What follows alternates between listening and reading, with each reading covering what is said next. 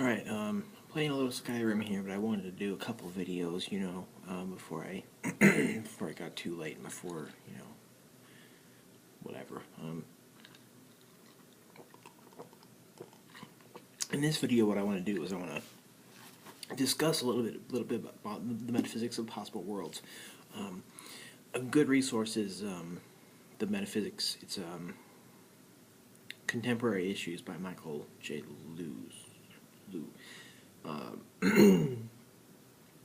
He's a philosopher that I hadn't really heard about until recently, but apparently he's been around. But recently I've been reading more things into the metaphysics of modality and about modal logic and such. So in this video I just want to discuss a couple of things about that.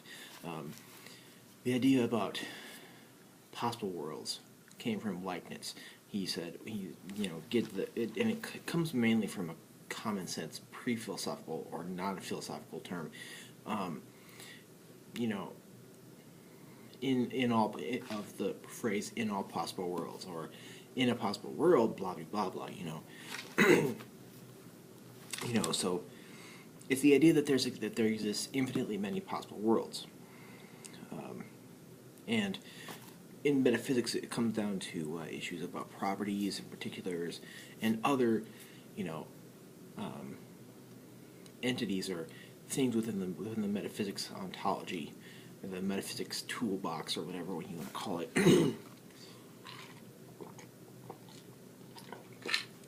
So,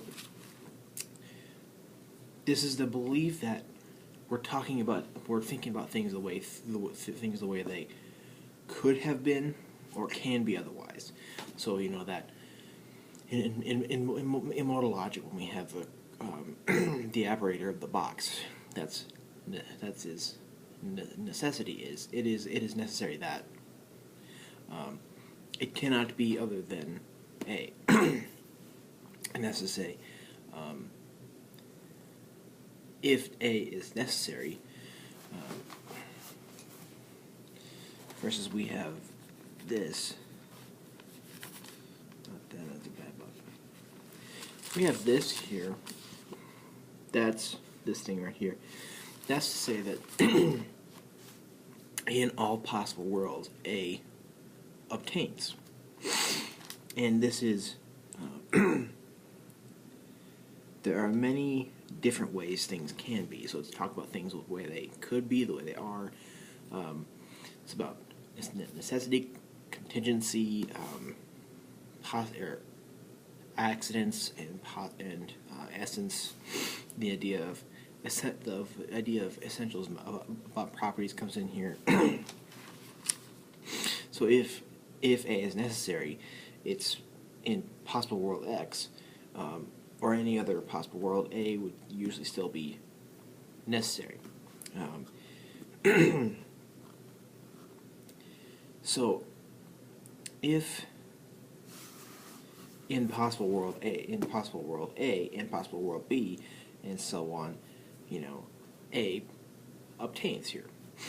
So modal notions are the quantifiers of possible worlds. Like in the 60s, primarily, we had this idea of the box in the diamond. This idea about modal logic. So modal logic does kind of, work in here a little bit.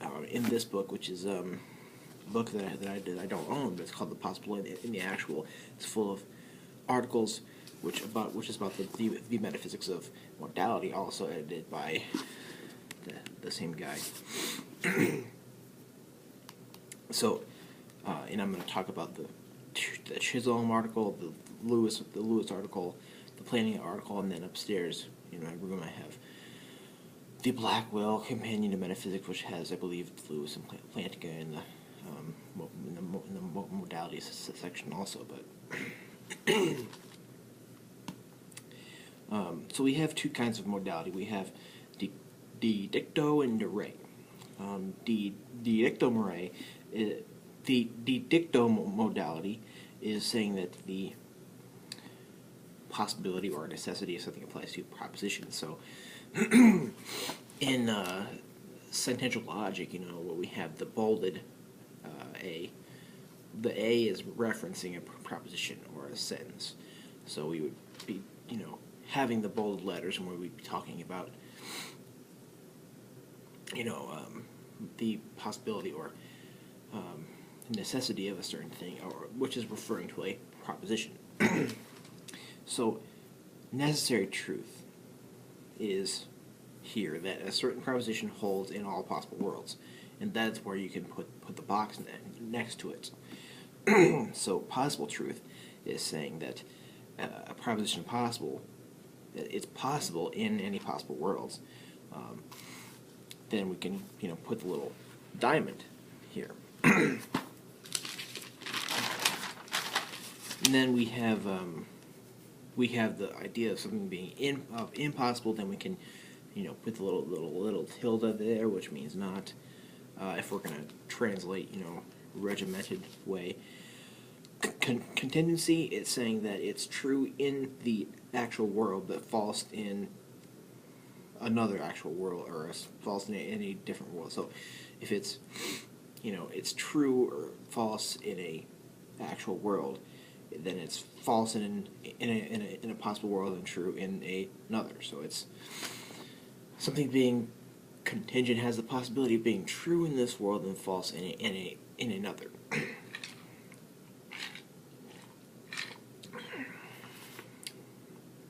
D'Array modality.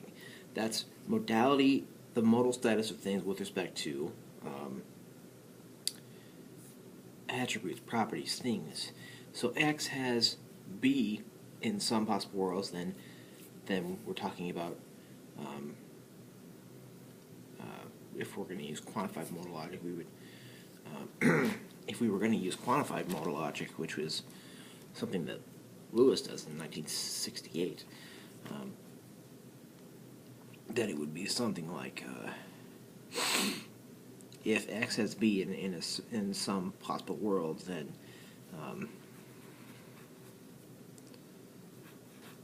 it'd be something like this. But in Lewis's quantified modal logic, he kind of does away with those symbols, and he goes entirely focuses on those notions without using those operators. So if X has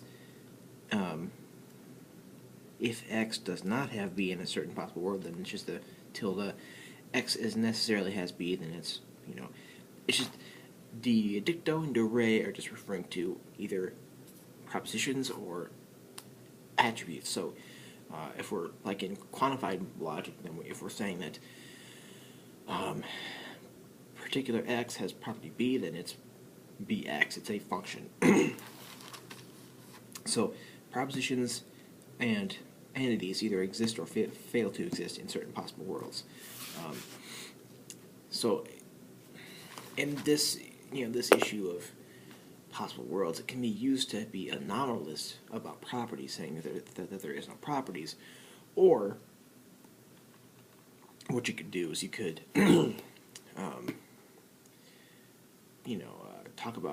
use these to talk about properties. You could be D'Array about it instead of the other way around. But then there are people that use possible worlds and modality to argue their nominalism. So it's kind of a framework of modality. If you read some articles that are in here, they do it from sort of a linguistic perspective. David Kaplan, which is an article in here that I'm not going to be discussing because I am not, I'm not good at philosophy of language by any means. I have not read in it at all. So when metaphysics becomes strictly a philosophy of language, where Kaplan and Kripke does it sometimes, then I'm not as good.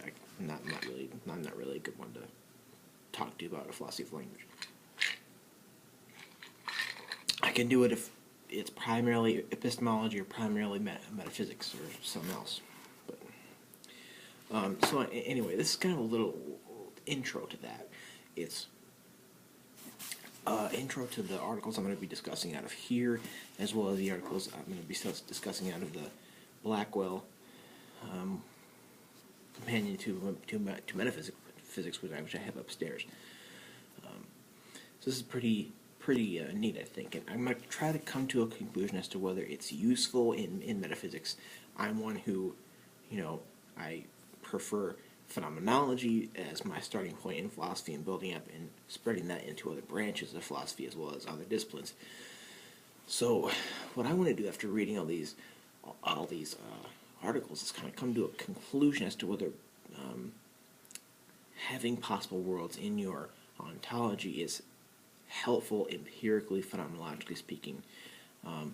Some people are not, are not really on that boat, and but I totally am. So through these videos about metaphysics of modality, then that's what I'm going to aim to be doing. But I won't be talking about phenomenology and how this can possibly, be compatible with a phenomenological theory until I've discussed distinctly these various articles that I've read and that I'm going to read again.